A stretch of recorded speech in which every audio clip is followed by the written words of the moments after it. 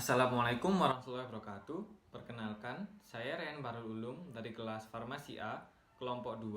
Saya akan menjelaskan tentang alat-alat kesehatan, terkhusus disposable syringe, untuk memenuhi tugas dari Bapak Syahrir. Yang pertama, saya akan memperkenalkan anggota kelompok saya dari kelompok 2, yaitu ada Syafirda Armaatus Solehah dengan NIM 200Junol3110011. Selanjutnya ada Novi Nur Aulia NIM 200Junol3110012, Cahyo Bantolo 200Junol3110013, Raina Salsabila 200Junol3110014, dan saya sendiri Ryan Barul Ulum NIM 200Junol3110015.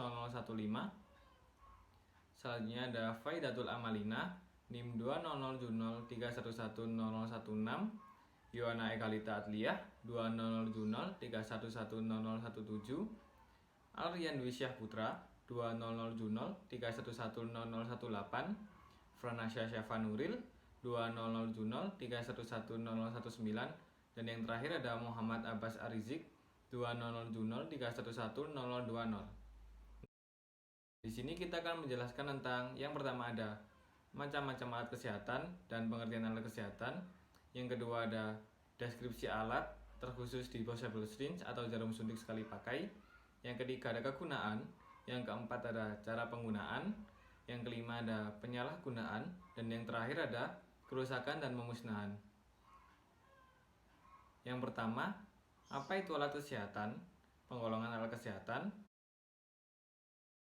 Alat kesehatan menurut Menteri Kesehatan Republik Indonesia nomor 220 Menkes per 9/1976 tertanggal 6 September 1976 adalah barang, instrumen, aparat, atau alat termasuk tiap komponen, bagian, atau perlengkapan yang diproduksi, dijual, atau dimaksudkan untuk digunakan dalam penelitian dan perawatan kesehatan, diagnosis, penyembuhan, peringanan atau pencegahan penyakit, kelainan keadaan badan, atau gejalanya pada manusia. Tujuan alat kesehatan.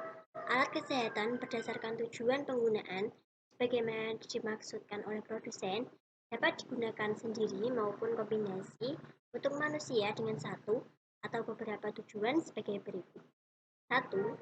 Diagnosis, pencegahan, pemantauan, perlakuan atau pengurangan penyakit. 2. Diagnosis, pemantauan, perlakuan, pengurangan atau kompensasi kondisi sakit. 3. Penyelidikan, penggantian, pemodifikasian, mendukung anatomi atau proses fisiologis. 4. Mendukung atau mempertahankan hidup. 5. Menghalangi pembuahan. 6. Desinfeksi alat kesehatan. Dan 7. Menyediakan informasi untuk tujuan medis atau diagnosis melalui pengujian in vitro terhadap spesimen dari tubuh manusia. Penggolongan alat kesehatan berdasarkan sifat pemakaian. Berdasarkan sifat pemakaian, alat kesehatan dibagi menjadi dua jenis, yaitu disposable dan reusable. Disposable yaitu adalah peralatan yang habis dipakai atau consumable, seperti spuit atau syringe dan plester kain kasa. Reusable itu adalah peralatan yang dapat digunakan terus-menerus, seperti termometer, tensimeter, urinal, dan pispot. Bahan medis habis pakai. Bahan medis habis pakai adalah alat kesehatan yang ditunjukkan untuk penggunaan sekali pakai atau single use, yang daftar produknya diatur dalam peraturan. Peraturan alat kesehatan disposable yang hanya sekali pakai ini bertujuan untuk menghindari terjadinya penularan atau penyebaran virus maupun kuman penyakit tertentu dari orang ke orang lain, bahkan hingga virus mematikan sekalipun. Oleh karenanya, alat-alat kesehatan habis pakai ini benar-benar harus diperhatikan penggunaannya. Jangan sampai Anda ataupun orang lain menggunakannya lebih dari sekali.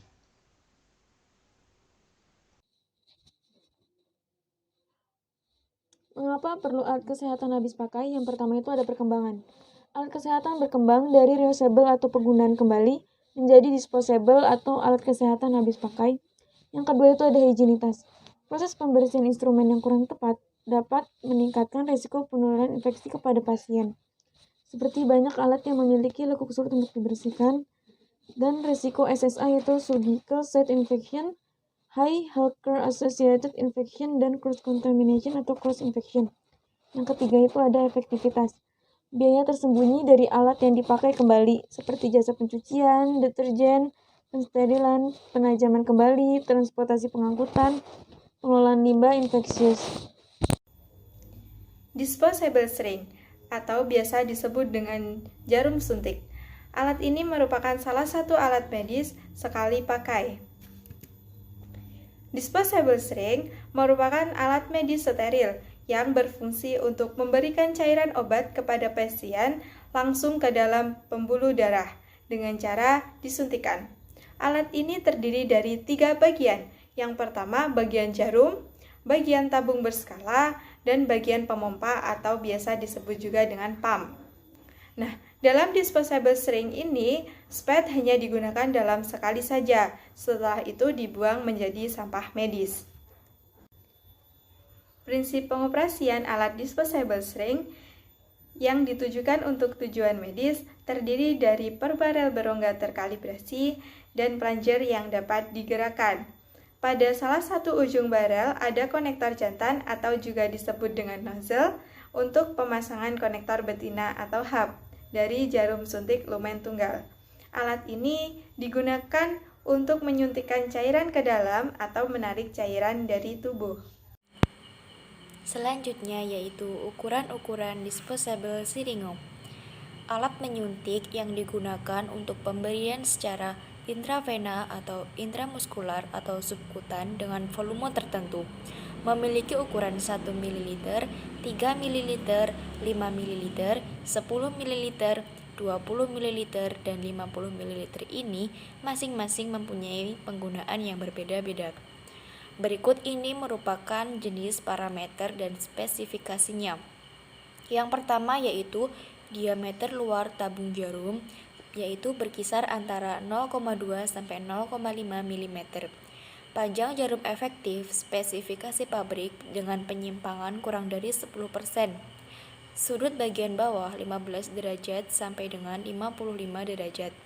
Panjang ujung bagian bawah 9,0 mm sampai 14,0 mm. Persyaratan fisik yang pertama yaitu friction test kurang dari 10 N, needle fixing lebih dari 34 N. Berikutnya yaitu persyaratan kimia. Ion logam yang meliputi Pb, Sn, Zn, dan Cl kurang dari 5 mg per liter. Cd kurang dari 0,1 mg per liter.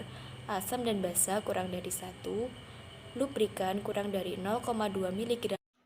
Contoh disposable syringe. Yang pertama, yakni tuberculin syringe. Alat ini khusus digunakan untuk menyuntikkan tuberculin.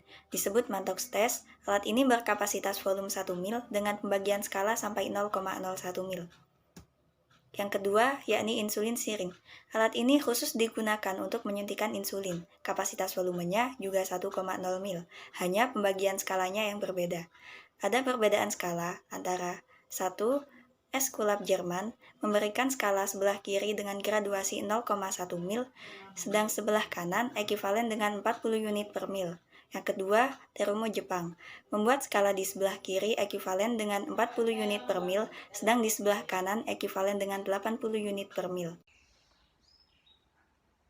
Pada slide ini saya akan menjelaskan tentang cara pemakaian atau cara penggunaan disposable syringe, bisa disebut juga dengan spuit, melalui video yang tertera di atas. Yang pertama, dibuka penutup jarum dan pastikan bahwa jarum dalam kondisi baik dan dalam kondisi lurus dengan cara mengetuk-ngetuk jarum seperti yang biasa dilakukan oleh dokter atau suster di rumah sakit. Yang kedua, diambil cairan bisa berupa obat atau vitamin yang akan diinjeksikan ke dalam tubuh dengan cara seperti yang tertera dalam video. Yang ketiga, lepaskan pengaman yang ada di syringe atau spuit, lalu keluarkan udara yang ada dalam spuit dengan cara menekan pompa. Dan yang keempat, aplikasikan atau injeksikan ke pasien. Pastikan hal ini dilakukan oleh tenaga ahli yang profesional. Nah, untuk disposable syringe, alat ini tidak bisa digunakan kembali karena terdapat sistem yang tidak memungkinkan udara untuk masuk kembali atau menyedot cairan seperti yang tertera dalam video. Hal terakhir yang harus dilakukan yaitu buang disposable syringe ke kotak aman untuk dimusnahkan karena rawan untuk digunakan kembali atau disalahgunakan oleh oknum-oknum tidak bertanggung jawab. Cara kerja disposable syringe. Yang pertama, cuci tangan menggunakan air bersih dengan sabun. Yang kedua, siapkan disposable syringe yang akan digunakan. Kemudian, pastikan bahwa disposable syringe belum dibuka dari kemasan. Yang keempat, tentukan panjang jarum yang akan digunakan berdasarkan teknik injeksi. Dan tentukan ukuran jarum yang didasarkan oleh jenis obat yang akan diinjeksikan. Selanjutnya, pilih ukuran spuit berdasarkan volume dan viskositas obat. Yang keenam, buka kemasan atau plastik pembungkus. Selanjutnya, pasang jarum pada adaptor spuit dan kencangkan dengan memutarnya ke kanan dan pastikan jarum cukup kencang pada spuit. Kemudian buka penutup jarum, dilihat apakah jarum lurus, ujung jarum rata dan runcing, serta tidak ada karet di permukaan jarum. Selanjutnya, pastikan bahwa karet ditabung berfungsi dengan baik dengan memompa plunger naik dan turun. Selanjutnya, tentukan jenis obat dan teknik injeksi yang akan dilakukan. Yang ke-11, untuk aspirasi obat dari dalam vial, bersihkan tutup karet vial dengan kapas alkohol, kemudian tusukkan jarum hingga ujung jarum melewati tutup karet. Selama aspirasi, ujung jarum harus selalu berada di bawah permukaan cairan, supaya udara tidak masuk ke dalam spuit. Kemudian, sedangkan untuk aspirasi obat dari dalam ampul dengan cara ketuk-ketuk bagian atas ampul agar obat yang terjebak di leher dan bagian atas ampul turun ke bawah dan bersihkan leher ampul menggunakan kapas alkohol. Aspirasi dengan cara ampul dipegang dengan tangan kiri dan spuit dengan tangan kanan. Selanjutnya, yang ke-13, hilangkan gelembung udara yang ada dengan cara tegakkan disposable syringe tegak lurus dan dorong perlahan plunger hingga gelembung udara keluar dari lubang jarum. Selanjutnya, obat dapat diinjeksikan. Kemudian setelah selesai, masukkan jarum suntik bekas ke dalam kemasan dengan terlebih dahulu melepas jarum suntiknya atau dengan menutupnya kembali. Buang ke tempat aman seperti dikembalikan ke puskesmas atau rumah sakit untuk dihancurkan. Penyalahgunaan disposable syringe. Yang pertama, menggunakan kembali disposable syringe, termasuk jarum bekas pakai. Spuit atau jarum injeksi yang sama digunakan untuk menyuntik 2 orang tanpa dilakukan sterilisasi. Yang kedua, memberikan spuit bekas pakai, memakai disinfektan untuk digunakan kembali. Yang ketiga, syringe atau spuit dimasak atau disterilkan kembali setelah penyuntikan untuk digunakan kembali. Yang keempat, memberikan tutup vial yang sebenarnya sudah steril dengan kapas sebelum memberi suntikan. Yang kelima, jarum injeksi tersentuh sesuatu sebelum penyuntikan. Yang keenam, jarum dibersihkan dengan kapas alkohol sebelum penyuntikan. Yang ketujuh, memasukkan 2-3 jenis atau multiple dosis obat ke dalam satu spuit atau syringe. Yang terakhir, menyuntikkan obat atau vaksin dari satu syringe untuk beberapa orang. Baik, selanjutnya kita akan membahas tentang pengolahan limbah disposable syringe. Limbah disposable syringe termasuk ke dalam limbah B3. Apa itu limbah B3? Limbah B3 merupakan akronim dari limbah, bahan, beracun, dan berbahaya.